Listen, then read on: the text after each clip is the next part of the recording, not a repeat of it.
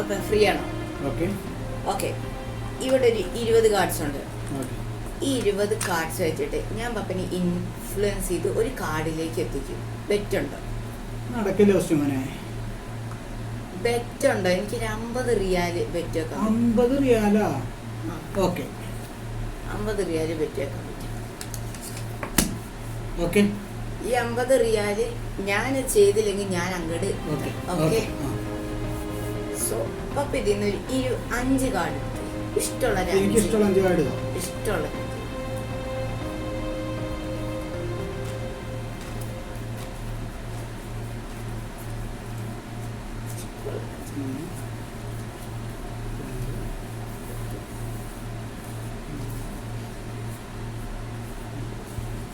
Okay 5 card. Okay.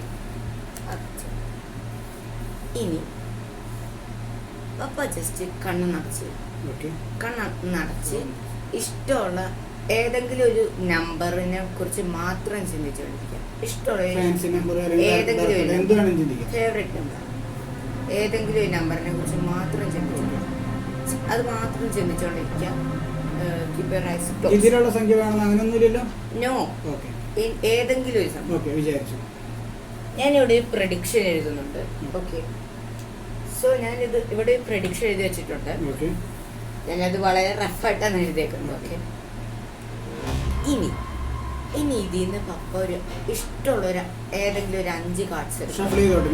Okay. എന്നെ മാത്രം face ചെയ്ത് എത്രയാണ്?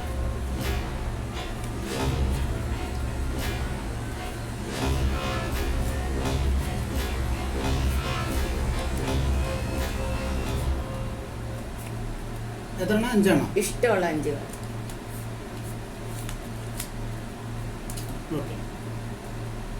ഓക്കെ. ഇനി ഇതിൻ്റെ ടോട്ടൽ ഒന്ന് പറയാമോ? ഇതിൻ്റെ എല്ലാ നമ്പേഴ്സും ആഡ് ചെയ്തിട്ടുള്ളത്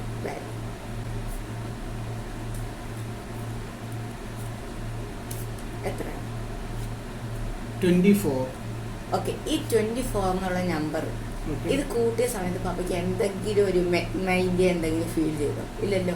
കോസ്റ്റ്യൂമോ പറഞ്ഞ ചീട്ട് ഞാൻ സെലക്ട് ചെയ്തെടുത്തു. ഞാനത് ടോട്ടൽ ഇത് ഞാൻ ഫോഴ്സ് ചെയ്ത നമ്പർ എന്ന് പറയാൻ വിശ്വസിക്കും. നടക്കില്ല കോസ്റ്റ്യൂമോ. ഞാൻ ഇഷ്ടമുള്ള ചീട്ട് ഇതിൽ നിന്ന് സെലക്ട് ചെയ്തെടുത്തു. അത് കഴിഞ്ഞ് ഞാൻ അതിന്റെ ടോട്ടൽ പറഞ്ഞു. പൈസ അടിച്ചു മാറ്റാനുള്ള പരിപാടികളൊന്നും നോക്കാം. ഓക്കെ, നമുക്ക് ചെക്ക് ചെയ്ത് നോക്കാം. ഓക്കെ എന്ന് പറയാമോ? ഇതിന്റെ ടോട്ടൽ വാല്യൂ 24 ആണെന്ന് പറഞ്ഞല്ലേ? ഓക്കെ. ഈ 24 ഞാൻ ഇവിടെ ഒന്ന് കൗണ്ട് ചെയ്യാൻ പോകും. ഓക്കെ. 1 2 3 4 5 6 7 8 9 10 11 12 13 14 15 16 17 18 19 20 21 22 23 24. ഇവിടെ കിട്ടിയ കാർഡ് ഏതാ? 10 ഓഫ് ഡയമണ്ട്സ് അല്ലേ? ഇനി ഞാൻ പപ്പനെ ഇൻഫ്ലുവൻസ് ചെയ്തില്ലെങ്കിൽ എനിക്ക് എങ്ങനെ ഇത് ഇവിടെ എഴുതാൻ പറ്റും?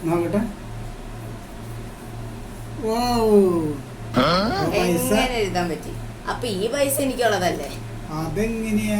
ശരി, എന്നാ ബൈ ബൈ.